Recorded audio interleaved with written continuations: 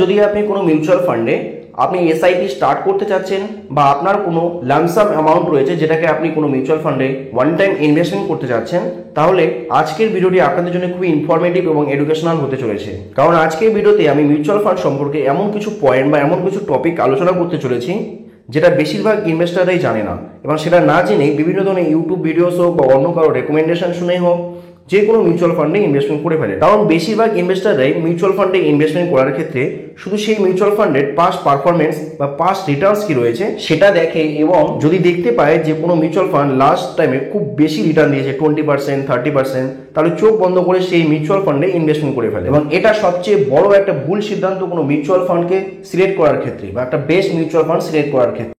যেহেতু বিভিন্ন ধরনের ক্যাটাগরি মিউচুয়াল ফান্ড রয়েছে, যেমন large cap, mid cap, small cap, এগুলো ছাড়াও আরও অনেক ধরনের ক্যাটাগরির হাজারো মিউচুয়াল ফান্ড স্কিম রয়েছে, এবং এই হাজারো মিউচুয়াল ফান্ড স্কিমের মধ্যে একটা সঠিক এবং বেস্ট মিউচুয়াল ফান্ড সিলেক্ট করার ক্ষেত্রে আপনাকে দেখতে হবে আপনি যেই ক্যাটাগরির মিউচুয়াল ফান্ডকে আপনি সিলেক্ট করতে চাচ্ছেন সেই ক্যাটাগরিতে অন্যান্য যে সমস্ত মিউচুয়াল ফান্ড স্কিমগুলো রয়েছে সেগুলোর মধ্যে কোন মিউচুয়াল ফান্ড স্কিমটা একই রকম রিস্ক নিয়ে বা সমান রিস্ক নিয়ে সবচেয়ে বেশি রিটার্ন দিচ্ছে, অথবা কোন মিউচুয়াল ফান্ডটা একই রকম রিটার্ন দেওয়ার জন্য সবচেয়ে কম রিস্ক নিচ্ছে, সেটা আপনাকে দেখতে হবে। অর্থাৎ আপনাকে আপনার রিস্ক ক্যাপাসিটি বুঝে সেই অনুযায়ী একটা মিউচুয়াল ফান্ডকে চুজ করতে হবে। এবং মিউচুয়াল ফান্ডের এই রিস্ক আপনারা বুঝতে পারবেন মিউচুয়াল ফান্ডের কিছু রেশিওর সাহায্যে।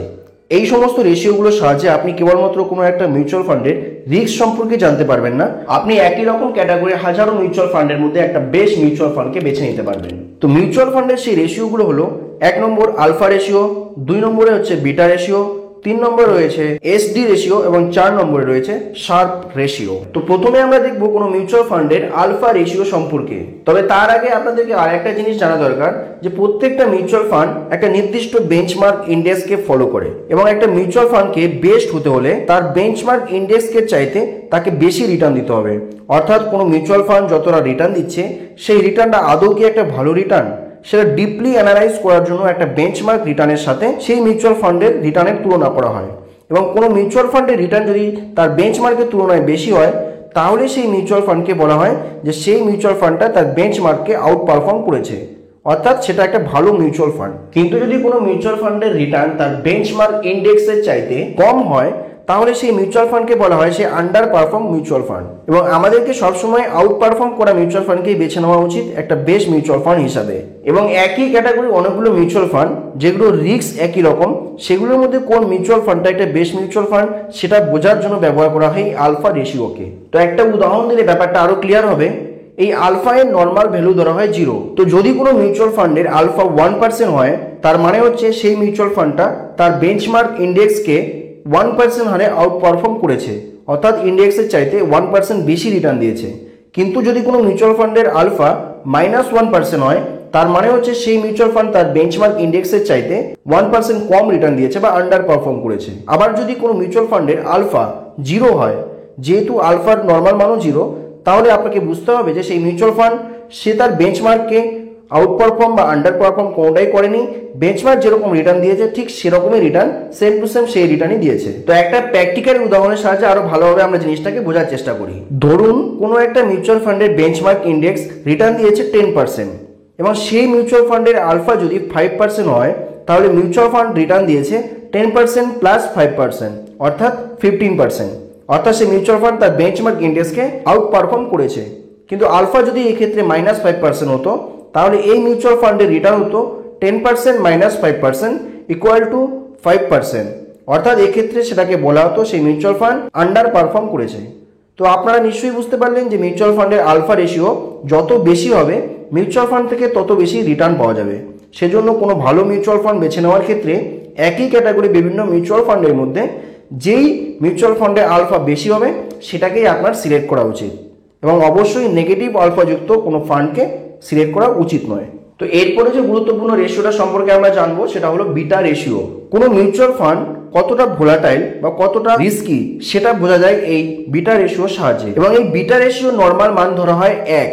অর্থাৎ যদি কোনো মিউচুয়াল ফান্ডের বিটা রেশিও 1-এর বেশি হয় তাহলে সেই মিউচুয়াল ফান্ডকে বেশি ভোলাটাইল ধরা হয় বা বেশি রিস্কি মনে করা হয়। কিন্তু যদি কোনো মিউচুয়াল ফান্ডের বিটা রেশিও 1-এর কম হয় তাহলে সেই মিউচুয়াল ফান্ডকে কম ভোলাটাইল মিউচুয়াল ফান্ড হিসাবে মানা হয় বা কম রিস্কি মিউচুয়াল ফান্ড হিসেবে ধরা হয়। তবে আপনাকে জানতে হবে যে কোনো মিউচুয়াল ফান্ডের বিটা রেশিও কম হওয়ার মানে হচ্ছে সেই মিউচুয়াল ফান্ডের রিস্ক যেহেতু কম তাই এর রিটার্নও কম হবে। তো আবারও একটা উদাহরণের সাহায্যে আমরা এই বিটা রেশিওটাকে আরো ডিপলি বোঝার চেষ্টা করি।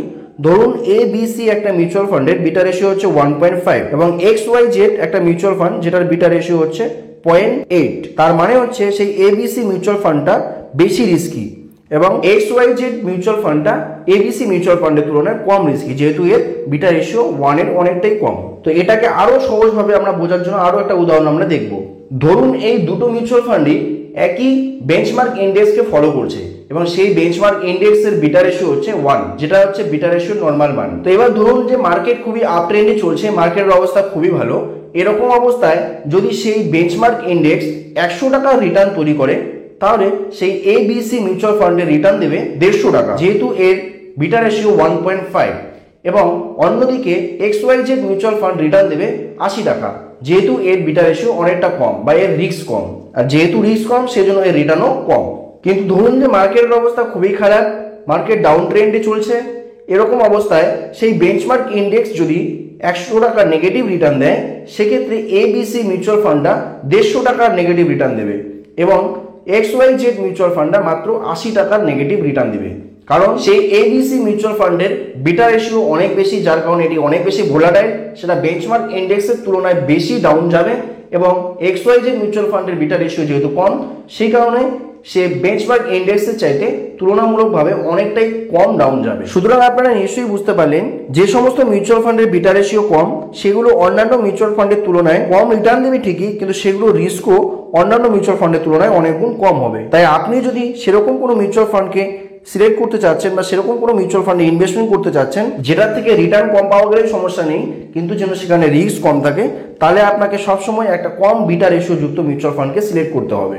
তো এটাই হলো বিটা রেশিও। তো এরপরে আমরা দেখবো যে রেশিও সম্পর্কে, সেটা হলো SD রেশিও, যার পুরো নাম হচ্ছে স্ট্যান্ডার্ড ডেভিয়েশন রেশিও। কোনো একটা মিউচুয়াল ফান্ড তার অ্যাভারেজ রিটার্ন থেকে সর্বনিম্ন কতটা রিটার্ন দিতে পারে এবং সর্বোচ্চ বা সবচেয়ে বেশি কতটা রিটার্ন দিতে পারে সেটা বোঝা যায় কোনো মিউচুয়াল ফান্ডের SD রেশিও বা স্ট্যান্ডার্ড ডেভিয়েশন দেখে। এক কথায় কোনো মিউচুয়াল ফান্ডের রিটার্নের রেঞ্জ বোঝা যায় এই SD রেশিওর সাহায্যে। বা আপনারা বুঝতে পারবেন কোনো মিউচুয়াল ফান্ড তার হিস্টোরিক্যাল অ্যাভারেজ রিটার্ন থেকে কতটা ডেভিয়েট হতে পারে বা পাস্টে কতটা ডেভিয়েট হয়েছে। তো সরাসরি একটা উদাহরণের সাহায্যে আমরা এই SD রেশিওকে ডিপলি বোঝার চেষ্টা করি। ধরুন ABC একটা মিউচুয়াল ফান্ড যেটা যখন থেকে চালু হয়েছিল তখন থেকে আজ পর্যন্ত এই মিউচুয়াল ফান্ডের অ্যাভারেজ রিটার্ন হয়েছে 20%। এবং মনে করুন যে এই মিউচুয়াল ফান্ডটা মাত্র 5 বছর হয়েছে মার্কেটে এসেছে এবং 5 বছরেই এর রিটার্ন হচ্ছে বা অ্যাভারেজ রিটার্ন হচ্ছে 20%। এবং এই অ্যাভারেজ রিটার্নের মানেটা হচ্ছে এই মিউচুয়াল ফান্ড প্রত্যেক বছর যে রিটার্ন দিয়েছে সেটা 20% নয়, হয়তো কোনো এক বছরে 20%, কোনো এক বছরে 30%, কোনো বছরে 25%, তো কোনো বছরে 15% এবং কোনো এক বছরে মাত্র 10% রিটার্ন দিয়েছে। এবং এই প্রত্যেক বছরের এই রিটার্নকে যদি আমরা যোগ করে 5 দিয়ে ডিভাইডেড করি, যেহেতু 5 বছরের রিটার্ন, তাহলে এর অ্যাভারেজ রিটার্নটা বেরিয়ে যাবে, সেটা হচ্ছে 20%। তো এই 20%-এর অ্যাভারেজ রিটার্ন দেওয়া এই ABC মিউচুয়াল ফান্ডটা অতীতে সর্বাধিক কতটা, সর্বনিম্ন কতটা এবং ফিউচারে সর্বাধিক কতটা এবং সর্বনিম্ন কতটা রিটার্ন দিতে পারে সেটা আমরা এই স্ট্যান্ডার্ড ডেভিয়েশন বা SD রেশিওর সাহায্যে বুঝতে পারি। ধরুন এই ABC মিউচুয়াল ফান্ডের স্ট্যান্ডার্ড ডেভিয়েশন হচ্ছে 10%, যেহেতু এই ABC মিউচুয়াল ফান্ডের অ্যাভারেজ রিটার্ন হচ্ছে 20%, সুতরাং এই মিউচুয়াল ফান্ড সর্বাধিক 20% প্লাস 10% ইকুয়াল টু 30% রিটার্ন দিতে পারে এবং সর্বনিম্ন 20% মাইনাস 10% ইকুয়াল টু 10% রিটার্ন দিতে পারে। অর্থাৎ এই ABC মিউচুয়াল ফান্ডটা অতীতে প্রত্যেক বছরে 10% থেকে 30% পর্যন্ত যে কোনো রিটার্ন দিতে পারে এবং ফিউচারেও এই মিউচুয়াল ফান্ডটা বা এই ABC মিউচুয়াল ফান্ডটা সর্বনিম্ন 10% থেকে সর্বাধিক 30% এর মধ্যে যে কোনো রিটার্ন দিতে পারে। অর্থাৎ আমরা এটা বুঝতে পারলাম যে SD রেশিও কম হলে পরে কোনো মিউচুয়াল ফান্ডের রিটার্নের রেঞ্জ কম হবে এবং SD রেশিও বেশি হলে রিটার্নের রেঞ্জ বেশি হবে। এবং রিটার্নের রেঞ্জ কম হওয়ার মানে হলো মিউচুয়াল ফান্ডটা কম ভোলাটাইল হবে, কিন্তু রিটার্নের রেঞ্জ যদি বেশি হয় তার মানে হচ্ছে সেই মিউচুয়াল ফান্ডটা বেশি ফ্ল্যাকচুয়েট করবে বা বেশি ভোলাটাইল হবে। এবং শুরুতেও আপনাদেরকে যেটা বলেছিলাম যে কোনো মিউচুয়াল ফান্ডের রিস্ক বেশি বা ভোলাটিলিটি বেশি হওয়ার মানে সেটা ভবিষ্যতে গিয়ে ভালো রিটার্ন দিতে পারে, অনেক বেশি রিটার্ন দিতে পারে, কিন্তু ভোলাটিলিটি কম হওয়ার মানে হচ্ছে সেটা কম রিস্কি এবং সেটা কম রিটার্ন দেবে। তো আপনারা যারা বেশি রিস্ক নিতে চান তারা বেশি SD রেশিও মিউচুয়াল ফান্ডে ইনভেস্টমেন্ট করতে পারেন, কিন্তু আমি আপনাদেরকে সাজেস্ট করবো সবাইকে যে কম SD রেশিওকে বা কম SD রেশিও যুক্ত মিউচুয়াল ফান্ডকে আপনাকে সিলেক্ট করা উচিত, যাতে আপনার সেই মিউচুয়াল ফান্ডের ইনভেস্টমেন্ট করে আপনার টাকা ভোলাটিলিটি কম থাকে। তো এরপরে আমরা দেখবো লাস্ট রেশিও, সেটা হচ্ছে শার্প রেশিও। এই শার্প রেশিওর সাহায্যে রিস্ক অ্যাডজাস্টেড রিটার্ন বোঝা যায়, অর্থাৎ কোনো মিউচুয়াল ফান্ড আপনাকে যে রিটার্ন দিচ্ছে সেটার জন্য সেই মিউচুয়াল ফান্ড কতটা রিস্ক নিচ্ছে সেটা আপনারা এই শার্প রেশিওর সাহায্যে বুঝতে পারবেন। অনেক সময় আপনারা দেখে থাকবেন এমন কিছু মিউচুয়াল ফান্ড রয়েছে যেগুলো খুব বেশি রিস্কি, কিন্তু সেই ফান্ডগুলো থেকে অনেক বেশি রিটার্নও পাওয়া যায়। এবং অনেক ইনভেস্টর রয়েছে যারা বেশি রিস্কি ফান্ডে ইনভেস্টমেন্ট করতে ভালোবাসেন, তারা চোখ বন্ধ করে সেই মিউচুয়াল ফান্ডে ইনভেস্টমেন্ট করে দেন। কিন্তু সরাসরি সেই রিস্কি মিউচুয়াল ফান্ডে সরাসরি এভাবে ইনভেস্টমেন্ট করার সিদ্ধান্তটা আপনার ভবিষ্যতে ভুল প্রমাণিত হতে পারে। তো সেই জন্য সেই মিউচুয়াল ফান্ডে ইনভেস্টমেন্ট করার আগে এই রেশিওর সাহায্যে আপনাকে দেখা উচিত যে সেই মিউচুয়াল ফান্ডটা বা সেই রিস্কি ফান্ডটা যতটা রিটার্ন দিচ্ছে তার জন্য সে কতটা বেশি রিস্ক নিচ্ছে, অর্থাৎ রিস্ককে অ্যাডজাস্ট করে রিটার্ন দেওয়ার ক্ষমতাটা তার সঠিক রয়েছে কিনা। এবং আমরা এর আগের রেশিও যেটা স্ট্যান্ডার্ড ডেভিয়েশন বা এসডি রেশিও সম্পর্কে জানলাম, এই sharp ratio risk adjusted return calculate করার জন্য সেই এসডি রেশিও বা স্ট্যান্ডার্ড ডেভিয়েশনকে প্রয়োগ করে। এবং আপনারা যারা জানেন না তাদেরকে জানিয়ে দিই, প্রত্যেকটা মিউচুয়াল ফান্ডে আমরা যে টাকাগুলো ইনভেস্টমেন্ট করি সেগুলো দুটো খাতে ইনভেস্ট হয়। একটা হচ্ছে ইকুইটি সেক্টর, যেটাকে বলা হয় রিস্কি ইনভেস্টমেন্ট, এবং অপরটা হচ্ছে ডেট সেক্টর, যেটাকে বলা হয় রিস্ক ফ্রি ইনভেস্টমেন্ট। এই দুটো সেক্টরে আমাদের টাকাগুলো ইনভেস্টমেন্ট হয় কোন মিউচুয়াল ফান্ডের ক্ষেত্রে। তো রিস্ক ফ্রি ইনভেস্টমেন্ট থেকে যে টাকাটা রিটার্ন পাওয়া যায় সেটার থেকে কতটা বেশি রিটার্ন পাওয়া যাচ্ছে সেই মিউচুয়াল ফান্ড থেকে, সেটা আমরা এই শার্প রেশিওর সাহায্যে বুঝতে পারবো। অর্থাৎ শার্প রেশিও বের করার নিয়মটা হচ্ছে কোনো মিউচুয়াল ফান্ডের যে অ্যাভারেজ রিটার্ন রয়েছে, যেটা রিস্কি ইনভেস্টমেন্ট ইকুইটি সেক্টর এবং risk free investment debt sector মিলিয়ে তৈরি হয়, সেই average return minus risk free investment divided by SD ratio, এটা হচ্ছে শার্প রেশিও বের করার নিয়ম। তো এবার একটা উদাহরণ দিয়ে ব্যাপারটা আপনাদের কাছে আরো ক্লিয়ার করে দিই। ধরুন কোনো একটা মিউচুয়াল ফান্ড যেটার অ্যাভারেজ রিটার্ন রয়েছে 35% এবং সেই মিউচুয়াল ফান্ডের রিস্ক ফ্রি ইনভেস্টমেন্টের রিটার্ন হচ্ছে 7% এবং সেই মিউচুয়াল ফান্ডের স্ট্যান্ডার্ড ডেভিয়েশন হচ্ছে 20। সুতরাং সেই মিউচুয়াল ফান্ডের শার্প রেশিও হচ্ছে 1.4। অর্থাৎ এই শার্প রেশিও দেখে আপনাকে বুঝতে হবে যে সেই মিউচুয়াল ফান্ডটা 1 ইউনিট রিস্ক নিয়ে আপনাকে 1.4% রিটার্ন দিতে পারে। আবার অপরদিকে একটা মিউচুয়াল ফান্ড রয়েছে, সেটার শার্প রেশিও হচ্ছে 1.8, অর্থাৎ সেই মিউচুয়াল ফান্ডটা 1 ইউনিট রিস্ক নিয়ে আপনাকে 1.8% রিটার্ন দিতে পারে। সুতরাং এই দুটো মিউচুয়াল ফান্ডের মধ্যে দ্বিতীয় মিউচুয়াল ফান্ডটা প্রথম মিউচুয়াল ফান্ডের তুলনায় ভালো। অর্থাৎ এক কথায় আপনাকে বুঝতে হবে যে মিউচুয়াল ফান্ডের শার্প রেশিও বেশি সেই মিউচুয়াল ফান্ডটা একটা ভালো মিউচুয়াল ফান্ড, অর্থাৎ সেই মিউচুয়াল ফান্ডের রিস্ককে অ্যাডজাস্ট করে রিটার্ন দেওয়ার ক্ষমতা বেশি। তো এই শার্প রেশিওটাকে আরো ভালোভাবে বোঝার চেষ্টা করি।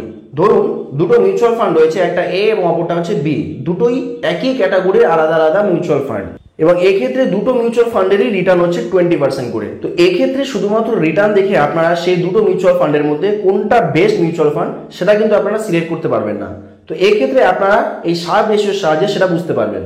ধরুন এ নাম্বার মিউচুয়াল ফান্ডটার শার্প রেশিও হচ্ছে 1.5 এবং দ্বিতীয় মিউচুয়াল ফান্ডটার শার্প রেশিও হচ্ছে 2.5। তো এই শার্প রেশিও দেখে আপনারা বুঝতে পারবেন যে এ এবং বি এই দুটো মিউচুয়াল ফান্ডের মধ্যে বি নামক মিউচুয়াল ফান্ডটার রিস্ক অ্যাডজাস্টেড রিটার্ন দেওয়ার ক্ষমতা এর তুলনায় অনেকটা বেশি, কারণ এর শার্প রেশিও এ মিউচুয়াল ফান্ডের তুলনায় বেশি। তো এটাই হচ্ছে শার্প রেশিও। তো আপনাদেরকে আরো একটা গুরুত্বপূর্ণ কথা জানিয়ে দিই, কোনো একটা মিউচুয়াল ফান্ডের শুধুমাত্র এই alpha ratio, beta ratio, SD ratio বা শার্প রেশিও দেখে আপনারা সেই মিউচুয়াল ফান্ডটা ভালো না খারাপ সেটা বুঝতে পারবেন না।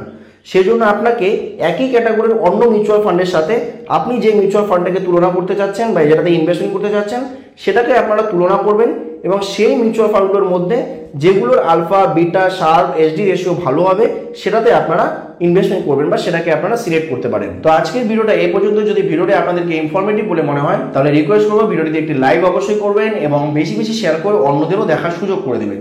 সেই সাথে যদি আপনাদের আরো কোনো প্রশ্ন থাকে বা আরো কোনো টপিকের উপর আপনারা জানতে চান সেটাও আপনারা কমেন্ট সেকশনে সেটা জানাতে পারেন।